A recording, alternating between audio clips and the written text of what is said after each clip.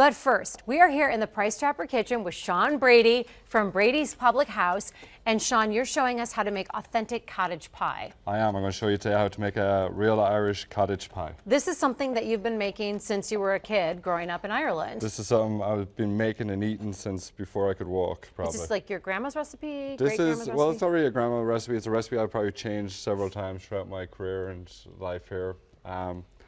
But it's one of those I always kind of go back to it. It just screams absolute comfort food for me, and especially with this cold weather coming in. Tell us about the pub that you run. So we just took over a place that used to be Mike's Tavern on 5424 Troost. We closed it down there about 6 or 7 months ago, and we changed it over to Brady's Public House. And it is the only true Irish pub owned and operated by a guy from Ireland who makes all the Irish food himself. Yeah, well, I say we are fully run and owned by Irish. There's me, who's heading up the kitchen.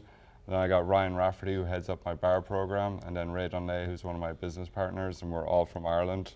Ryan's from Belfast, I'm from Tipperary, and Ray's from Cork. So as we say, we got the whole map of Ireland covered. How'd you guys find each other? Did you find each other in Kansas City, or did you network? We found each other in Kansas City. I was a chef at a hotel downtown at the Ambassador, and through mutual friends, Ray heard about me and started coming down there and eating, and we just started chatting and talking, and then maybe about a year and a half or so ago, we started talking about doing something together. So is all cottage pie a meat pie?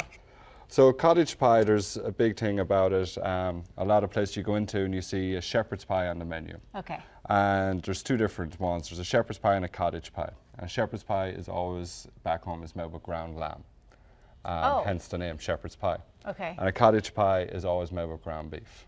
Now, I noticed when you were making some of these, you top it with potato. I always assumed the pie had the shell over, like a meat pie in America. Yeah. Has the pastry shell over it. There's some different pies. Like down at Brady's, we have 4 different pies on our menu. We have this, which is our traditional cottage pie. We also have steak and Guinness pie with beef steak that we saute off with some carrots, onions, celery, and mushrooms. And then we do a little beef demi-glaze on top of that as well. Does cottage pie always, though, have potatoes, not the pastry? Cottage pie will always have the potatoes. Okay. And then my steak and Guinness pie at Brady's has we do a puff pastry on it as well. What did you season the meat with? So what we do is we start off, we saute off some ground beef till it gets nice and brown. Then we add some carrots, onions, celery, leeks. We cook it down, a little red wine, some beef demi, and then lots of fresh herbs. I use fresh thyme and rosemary. And we bring it all together when it's cooked. And I find this is a dish that is ideal to make the night before or the day before. Oh, how come? Just gives you extra time. Like if I find that when you make it like this and you can put it in your dish and let it sit, the gravy kind of settles, and then when you put your mashed potatoes on top.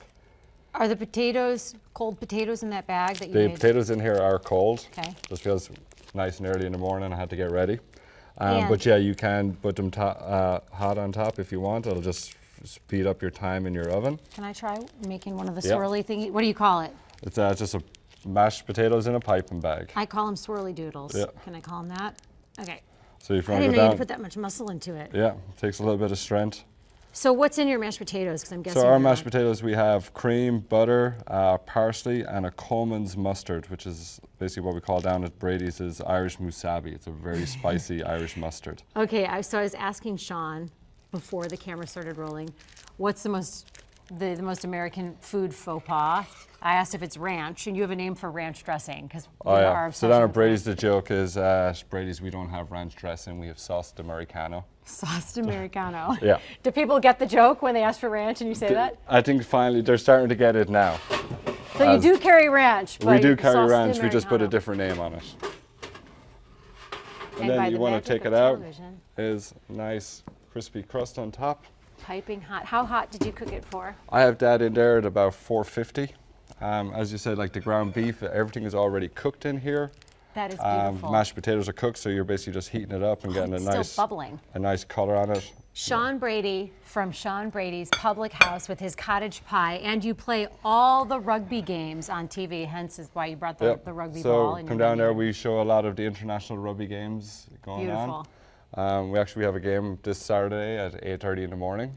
which we'll be opening up for. So you can have your cottage pie and watch your rugby game. Well, full Irish breakfast and some corned beef hash and some of my homemade Irish scones and soda breads. The scones look fantastic. Shaun, what a spread. This is a good way to start our morning. Good Thank way. you for being here, and that looks beautiful. Well, thanks very much for having me. I look forward to seeing you down at Brady soon. Oh yeah, we'll be there.